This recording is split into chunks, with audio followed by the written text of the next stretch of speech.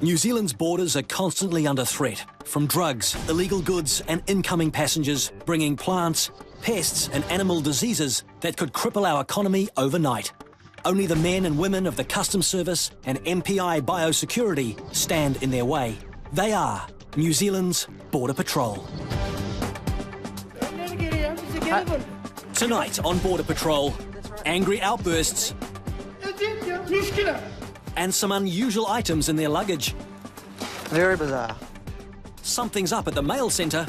I can see down there that there is a clear plastic bag. And a difficult passenger. Can I ask what this is about, actually? Because, like, you've just put this form in front of my face. Why are you going through that? Gives up way too much information. Like condoms, you use those when you have sex.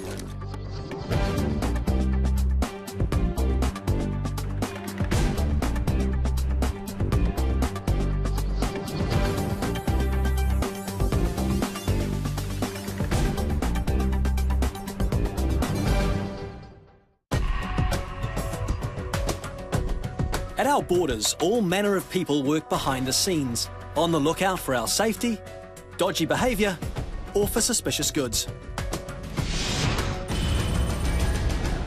But when it comes to packages arriving by freight, that's the specialty of air cargo. And today, a suspicious package from China has caught the eye of Customs Officer Kieran. It just looks like any other box, but it fits a profile that we've had previous intercepts from. The box has two types of security cameras, which, ironically, will now face security checks themselves. So what are the telltale signs this lot are suspicious? There is some ripping to the packaging. It looks like someone's been in here already. It looks in good nick, but there's a bit more weight here than I thought there should be. What I'm going to do now is put this through the X-ray, see if I can find anything that it shouldn't be. I can see that there is an orange mass in the bottom of the camera. I'm quite interested in this area behind here. Orange on the X-ray generally shows that there's an organic matter inside there, which you wouldn't normally expect inside electronic goods. I can see down there that there is a clear plastic bag.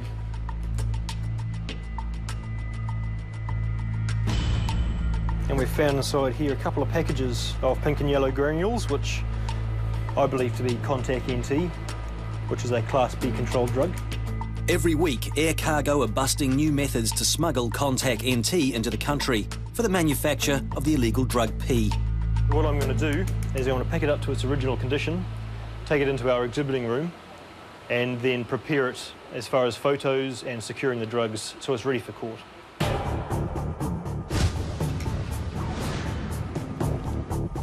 Excellent quality. I'm sure they'll try and make it into something that's excellent quality. That was the plan.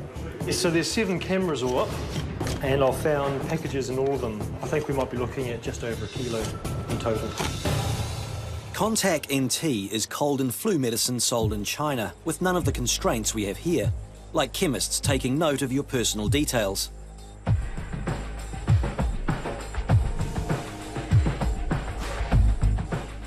This is our total quantity of Contact NT, 877 grams.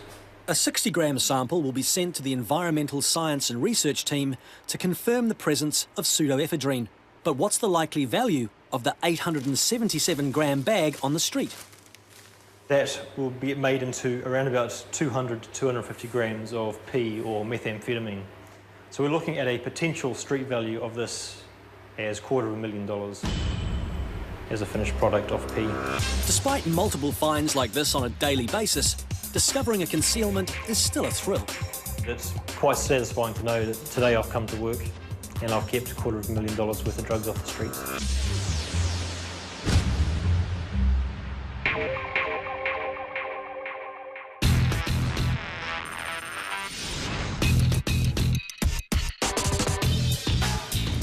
Action, mate. Over at Queenstown Airport, Good boy. Ready? Let's go. the Customs Labradors are on the case. These brilliant detectives are key in helping Customs and MPI stop unwanted items crossing the border. Alongside the keen canine noses is the watchful eye of Customs Officer Karen. There's no escape for anything or anyone suspicious. So cigarettes just 200, is it? None in your other luggage? How much alcohol and tobacco have you got with you today? All the incoming passengers so far haven't raised alarm bells, All right, enjoy your stay. apart from one. The detector dogs showed an interest in this musician, so he's immediately led to the search bay for further questioning. Can I ask what this is about, actually? Okay, well, it's fairly straightforward. Basically, when you arrive in the country, then we are entitled to ask you some questions about what you're doing here. So what were you doing in Australia? Looking for work. Oh, okay, how'd you get on? Well, clearly not well. Oh, why? That's why I'm back. Oh, okay. So this address you're going to, who currently lives there? I don't know. It's a share house. But I don't know who lives there. Because I haven't been there yet, have I? Oh, okay. Oh, I don't know that. You're answering the questions. Yeah. That's fine, yeah. Because of the dog's interest in this man, Karen wants to find out about his drug history. I had a beer last night. Is that a recreational drug? No, you know what I mean. Cannabis, marijuana, LSD. Have you ever used any of those type of drugs? Why are you asking me this? I mean, I'm happy to answer, but I need to know, like... I'm trying to ascertain whether you would possibly have... search my gear? Well, I'm going to. Drug scans are negative, but the discovery of personal items prompts an unexpected lecture. Like condoms, you use those when you have sex.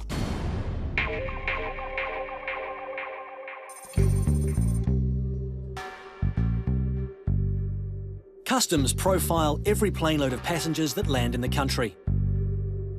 This profiling sometimes leads to a diversion into the search area for selected travellers. It's 7 a.m. at Auckland Airport, and Customs Officer Hayden is already deep into a baggage search. How much money do you have in your bank account available to you for this trip? Yeah, in euros, that's fine, yeah. Probably 90,000. 90,000, okay, so quite a lot. Are you married or no? Don't have any It children? may seem personal, but this type of questioning is key in helping Customs find out who is genuine and who is not. How long will you spend in Thailand? Probably 1 or 2 months. 1 or 2 months, and then you're back to work, eh? It may be early, but already there are some more passengers for Hayden to search next. 5 minutes? And with this passenger now cleared across the border, Hayden is off to meet them. Just come with me, guys. Just put your phone away, please. Here. These two Turkish men have just landed into Auckland after a whirlwind worldwide trip. Just come with me. They're two Turkish nationals that have come to New Zealand for 1 day. They've just been through Perth, Melbourne, Sydney. They stayed there all for about a day each. They bought their tickets about 1 day before they left Istanbul. A one-day stay in each country is on the unusual side compared to normal passenger behaviour. So Customs have brought both men into the search area. Does it look, is it? Hey, that's all right. Just take a seat. But why is this gentleman already so worked up? Why are you in New Zealand? Your friend. What's your friend's name? And tourist. I see New Zealand. This is your friend, correct? Jihan. Jihan. Telephone, Sihan. telephone. Yeah, yep, okay. Where does he live? Where? Auckland? Auckland. Okay. Do you have his address? Do you have the address? I don't know. Customs have not yet been able to confirm this friend is in the country at all. Where do you go tomorrow? Tomorrow, Turkey, Singapore. 1 day in every location so far. This is a whirlwind trip around the world in just 1 week. Could this be the fastest trip ever made? Who's this person? Arthur, my your friend, Arthur. His friend. Does he live in New Zealand? No. He lives in Australia. Australia. Why do you have a passport photo? Who's this person? What on earth could these photocopied passports be for? And what else could come out of the men's luggage?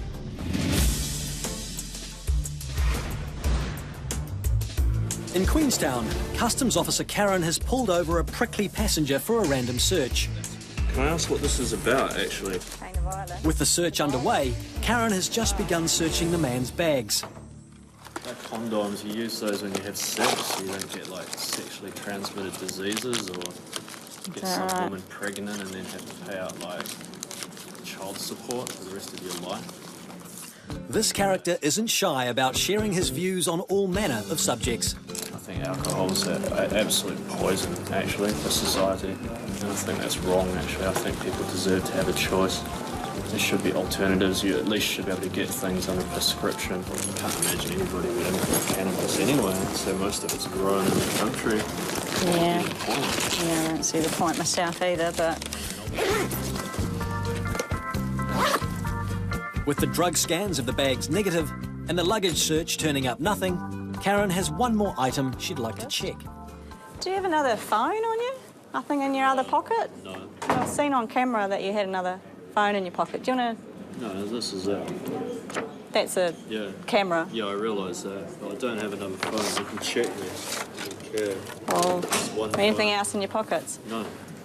That's it. What about your right-hand pocket of your jacket? Well, why don't you check it instead of asking me, please, because I'm telling I'll just you empty it out. You can empty it out if you like. Well, I just have. Okay, no worries. So, you know. You can put it away in any of your other pockets. No. So this one you reckon doesn't work here? Well, no, it does work there. Oh, it does work here? Yeah, it's an Australian phone. Of course it's going to work here, you know, like... Well, some of them don't have that roaming thing. Yeah, most of them do, actually. Why are you going through that? The phone has a number as well, not a phone number, if that makes sense. Why do you need this? What has this got to do with searching me for drugs? If that number happens to show up in any illegal thing going on, then we can connect it back to you. Finally, the fractious search is over at last. Cool. You can put your stuff all away now? Yes. Well, you won't need to go through X-ray or anything. He is off the hook. But it's business as usual for Karen, who, along with the detector dogs, is back scrutinising the constant stream of travellers.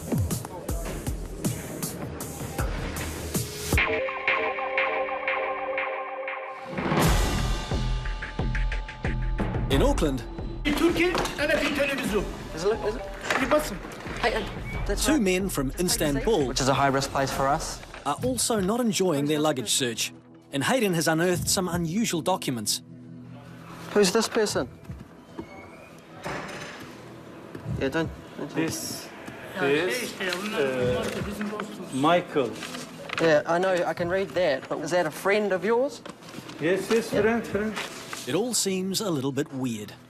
It's pretty unusual for them to be carrying a passport photo of some other person. Obviously, they're saying that it's for their friend, but I'm not too sure what they mean, why they've got a passport photo. As well as a whirlwind trip around the world, staying just one day at each location, they claim to be visiting another friend in New Zealand, but according to customs, he doesn't exist.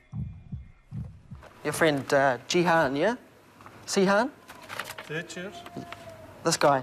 Yeah. Teacher. What will you do with him? I don't know. You don't know? Little English. Little English. The men seem clueless as to why they're being questioned. Why New Zealand? Why? Yeah, I see New Zealand. No, finish. No problem. Gönder geriye, bize geri gönder. Take a seat, Gönder mate. geriye. İstemiyorum ben. Please, no, please just take a seat. Telefon. Sit down. Ben konuşuyorum ya, bir dakika ben konuşuyorum. Can you please tell your friend just to calm down a bit? They seem to be very upset about being searched. I just can't understand what he's saying. The man's outbursts are having little effect, and things are about to get even stranger as the search continues. Okay, so this is your bag, yeah? So we have Male Mojo and a Rexo Maxo. This one, that's for you, yeah? Yes. Yep. Okay, cool. These men have ambitious plans for just a 24-hour stay. But the unusual finds don't end there. Souvenirs. Okay, for you or for... Yes. Are you married? Yes. Okay. You know, so far I haven't seen any clothing, you know, anything other than souvenirs and a little bit of toiletries, but not very consistent with what they say they've been doing. It seems quite unusual for a passenger to come to New Zealand, whether it's for one day or for a week, you know, I think they'd have some sort of clothing. So at the moment, alarm bells are still ringing. With a bumper load of toys and gifts in their bags, they seem to have quite the taste for souvenirs. But for such a worldwide trip, they've neglected to pack the essentials. Both men seem to have arrived with just the clothes on their back. We finally have seen some clothing. This is your bag, yep. Very bizarre. With such an array of not-so-everyday pills, Hayden puts them through the X-ray, just to be sure. I've got some erection pills coming too. Just check those tablets. Which pills are those? Those tablets is the round ones. The big ones? Yeah, the big ones. Although they're slightly out of the ordinary, the pills are harmless. So the next thing we'll do is we'll set, this is called an iron swab, so what it does is just checks for residue of drugs and explosives. Hayden does one final check of the men's bags. So far, their bizarre baggage contents have turned up little clothing, erection pills, and a bumper load of souvenirs. What could be next? You know, you got other people's passport photos in here. Yeah. Okay. Yeah, seems a bit weird. The baggage X-ray machines used by MPI are one of the tools they use to detect banned food, plants, or even animals that may be packed but cannot be hidden. That one there is not allowed. Oh, sorry. So that's really obvious. In Auckland, screening passengers from Fiji has resulted in an extraordinary find. I just found this coral on the X-ray, but it's really strange. It's full of vinegar flies flying around everywhere, so I've got to be really careful with this one. A foreign strain of vinegar fly could cause major problems to our wine and fruit juice industries. Where did he get the coral from? Can you ask? From Fiji. Oh, yeah. Did he break it off the reef, or did he find it? No, it's alone. It's alone. We stay on the beach. So you were there on the beach when he grabbed this? It's alone, this dry. The problem with coral is that it's an endangered species, and the coral reefs around the world are really threatened. It's actually prohibited to bring this through without a permit. Not only have these Argentinian men brought in an endangered species, but its decomposition is a health hazard and a breeding ground for the flies. If you can just tell the man that we will have to seize this. Sorry, but I don't understand that. The coral is an endangered species. It's an endangered animal. It's actually an animal. But it is. It's not allowed into the country. I don't know the New Zealand law. I know that in Argentina you have any problem to... Argentina is in fact one of many countries signed to a treaty that protects wildlife from trade. But the men are off with a warning this time. Next time, yeah, just leave the coral on. No, yes. I'm just going to see what's inside it exactly, but I don't want to open it up here because the flies will go everywhere. So. All around the world are quite in danger from a number of things, but one of them is humans breaking coral off the reef. And this coral is really fresh. They say they picked it up off the beach, but either way, it's not allowed anyway. Whether it was picked from the reef or the beach, the coral is already dying. So the first priority is dealing with the foreign flies. It's really unusual. I might zap it with a bit of knockdown spray. Not very nice. Something's rotting, obviously. They're not actually the fruit fly that we're really worried about for the fruit industry. It's a different fly. Yeah, coral's actually an animal. There's small animals living inside it, and the hard bit is that we see is actually kind of the house that they build around them. And it looks like the animal inside is dying, and that's what attracted all the flies. Oh, seal that up good. Don't really know what they are, so better make sure that they're dead first before we go any further. Make sure none of them's... With the flies dealt to, the all clear is given to destroy the coral straight away. But first, this find must be documented. They didn't admit that they ripped it off the reef, but yeah, it seems that way. And if that was the case, that's pretty sickening. In terms of endangered species, it's really bad. So... Later, the captured coral will be sent for steam sterilisation, incineration, or deep burial. Or perhaps, in this case, all three.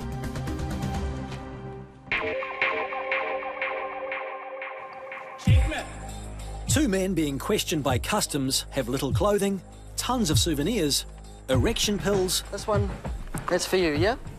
Yeah? Okay, cool. And plans to stay just 24 hours in the country. That's not the only thing. People's passport photos in here? Yeah. Okay. Yeah, seems a bit weird. No idea why they've got this here. Australia businessman. Australian businessman. Both of these. Friend. Istanbul visa. The passports appear to be references for a business contact in Australia, but Turkish translators are thin on the ground. An Arabic speaker from Air New Zealand has offered to help. He's asking because every Turkish that comes through, does it get stopped? That's not true, no. Telling it's procedures here. When you come through, there's procedures that they need to follow. And then he understands. He goes, okay. 80% of their luggage is souvenirs. Who are they for? Why has he got them? Where did he buy them? Turkey diye. Oh, they're going to take it back to Turkey. Have they got kids in Turkey? Yeah. Turkey. Do you want to come with us, please? Hayden separates the men to find out why they're in New Zealand. Tatil, holiday, huh? He goes, I've come this far to Australia, and then it's so close that I just want to have a look in there. Yeah. Did he get into detail about why he was in Australia? His son's in Australia. Yep. Yeah, he's studying here in Melbourne. The older man also turns out to have family in Australia, but that still doesn't explain why the trip was so last minute. Why did they buy their tickets the day before they left? Oh, yeah, his mate got in touch with him and he said, just if you can come over for a day. What they've told me and what I've found doesn't quite match up in my mind. The men went on to immigration for further interrogation, but were later let into the country.